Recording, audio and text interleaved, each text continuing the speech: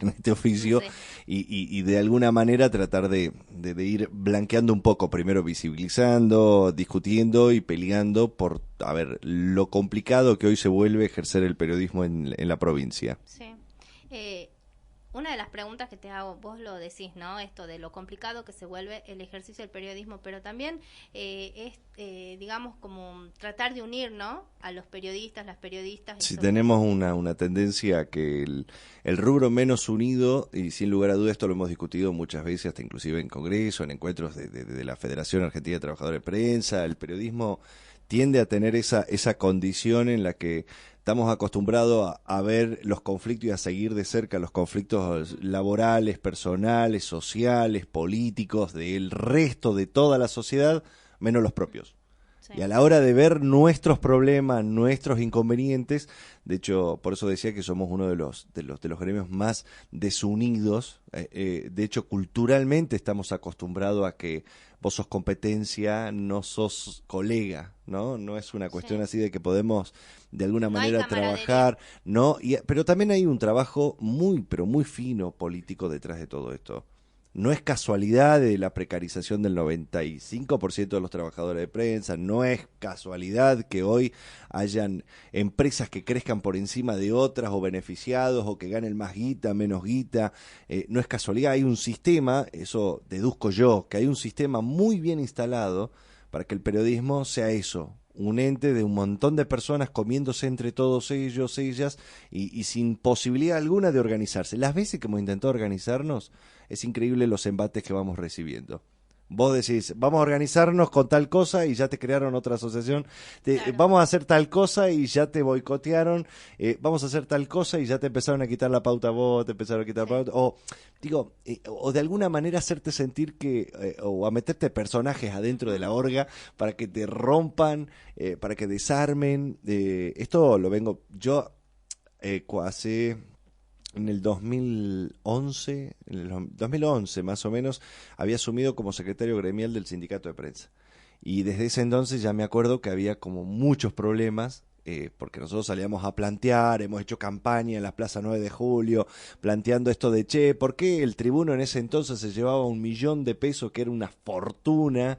Y decíamos, che, ¿por qué el tribuno tal cosa? ¿Por qué fulano tal otra? ¿Por qué las empresas y además precarizan? Sí. Los tienen en negro, no les pagan lo que corresponde, y era como que ya generaban roces y tensiones entre los propios colegas, y los propios colegas nos salían incluso a disparar y vos decías, che, ponete las pilas, Claro. pero porque no estábamos acostumbrados a ver lo que sucede en nuestro rubro, ¿no? En Falta nuestro la lucha entorno. colectiva.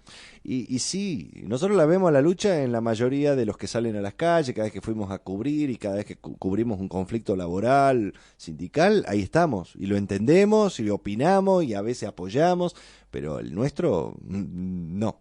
El nuestro no. Y es como que no se quiere cambiar Sí. esta Hablando un poco historia. también de los colegas, siempre surge este conflicto con un sector que quiere formar colegios de comunicación No, o de ese, bueno, periodismo. te digo, ese es Claro. uno de los ejemplos, por ejemplo. ¿Ves?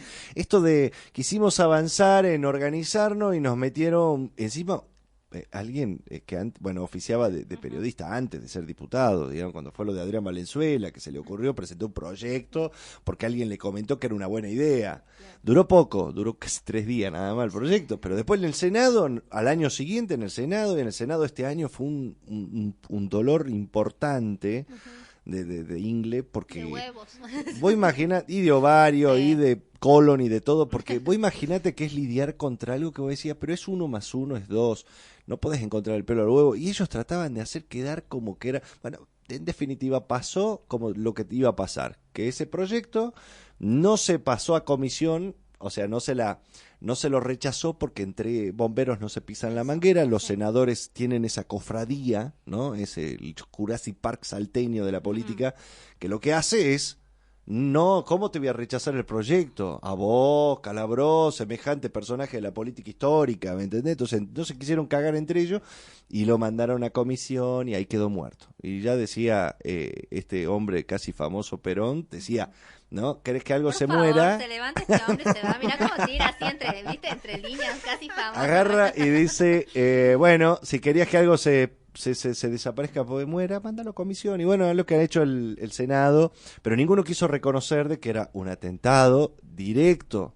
hacia el ejercicio del periodismo en Salta y que quienes los estuvieron gestionando esto, también no me cabe la menor duda que hubo intereses políticos detrás de todo esto y que va a generar, un lugar en el que, a mí no me gusta lo que dice Teresita.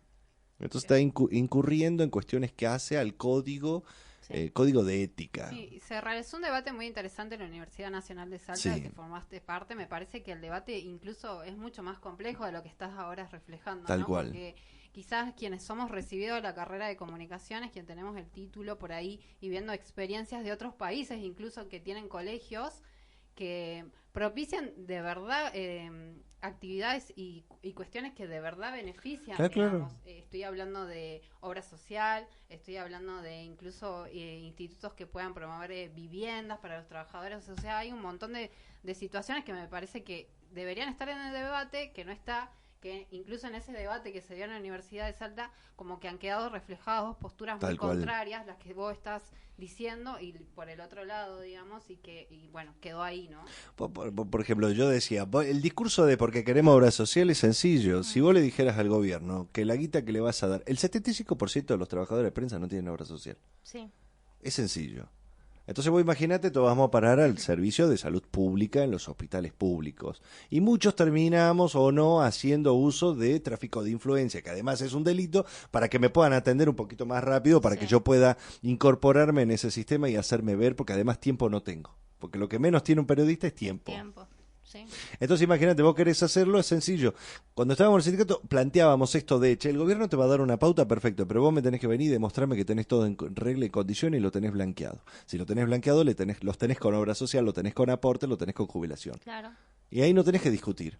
Y un periodista se recibe y va a ganar lo que tiene que ganar y va a funcionar como tiene que funcionar. El problema es que no está dada esa discusión y no está la decisión política de que las condiciones cambien. Y esto es a nivel nacional, ¿no? Porque cuando salió... No, es que ese es el problema. Sí.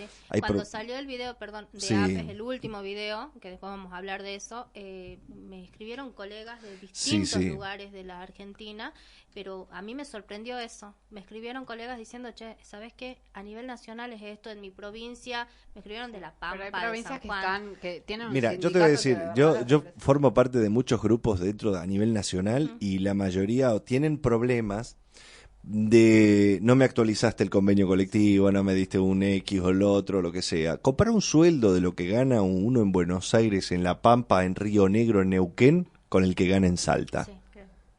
Con el que gana en Salta. Vos preguntale a colegas que incluso están incluidos dentro de la APES, y que le preguntas cuánto es tu sueldo, y vos sabés que esa persona lleva 35 años ejerciendo, y te va a decir, mi sueldo no supera los 80.000 pesos.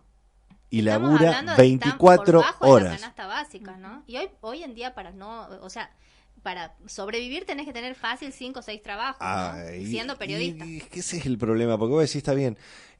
A ver, yo por ejemplo he intentado laburar muchas veces en relación de dependencia. Y he trabajado en muchas empresas en las que he durado inclusive una semana. Por ejemplo, en el Intransigente duré una semana. Entonces me fui porque me calenté y me fui. Claro. Pero por ejemplo, he laburado en muchas empresas en las que o no me pagás, me sobreexplotás y encima el multitasking, que no me conviene, pero al mismo tiempo, al no pagar yo decido ser freelance. Claro. O autogestivo. Y eso es lo que está sucediendo hoy. Y es lo que está sucediendo en la provincia en general. Vos tenés, la mayoría de los colegas se autogestionan, laburan. El 98% vive de la pauta publicitaria oficial. Lamentablemente. En un pueblo, en una localidad, recibí la del senador, la del diputado, la del intendente. No existe otra posibilidad. Y por supuesto, siendo rehén de esta gente. Y por supuesto, tenés que ser, obviamente, obediencia debida al que te pone la tarasca. Por ejemplo, me acuerdo cuando discutíamos la ley de medios hace muchos años atrás, me acuerdo que fuimos a dar una charla con los en ese entonces era el Confer, a Güemes. Y en Güemes la mayoría de las radios se peleaban, pero por el kilo de puchero que daba la carnicería de la esquina. Mirá vos, ¿no? O sea, esa era la publicidad que tenía, la permuta, porque encima ni siquiera era plata, era la permuta por 2 kilos de puchero. Los famosos y yo decía, ¿en serio están discutiendo? Sí, estaban discutiendo de que por culpa de que el kilo de puchero semanal ya se lo habían dado al otro medio y a él no. Claro. Entonces, y Pero vos qué duro, a ese ¿no? nivel. Escuchar eso. Y cuánto más en lugares donde hay radios comunitarias, donde... No, olvídate, las radios comunitarias están totalmente desamparadas. Totalmente Claro, y desamparadas. aparte, volviendo al tema de las pautas y también del ENACOM, que se destacó esto de que en las nuevas licencias que se dieron mucho a privados y no se tocaron fundaciones ni organizaciones sociales. En Capital no, en el interior le intentaron de jugarle, caretearla un poquitito, sí. A ver, la regulación de los medios y la apertura a mí me encantó, que el gobierno nacional ya decidió que haya más canales de aire, hubo un boom, eso hay que reconocerlo, las nuevas tecnologías y obviamente esta comunicación 3.4.0, la verdad que explotó, hoy comunicar es otra forma, ya lo podés hacer a través de redes sociales, podés jugar con una radio, podés jugar con YouTube si querés, pero claro, el problema es cómo lo solvento. Claro. Hay un trabajo intelectual que debe ser pagado y hay un trabajo y horario y tiempo que tiene que ser pagado y no se lo reconoce. Pero yo tampoco puedo endilgarle, por ejemplo, al Estado y obligarlo al Estado a que me financie todo. Claro. Pero sí que me dé la oportunidad. Mi posición en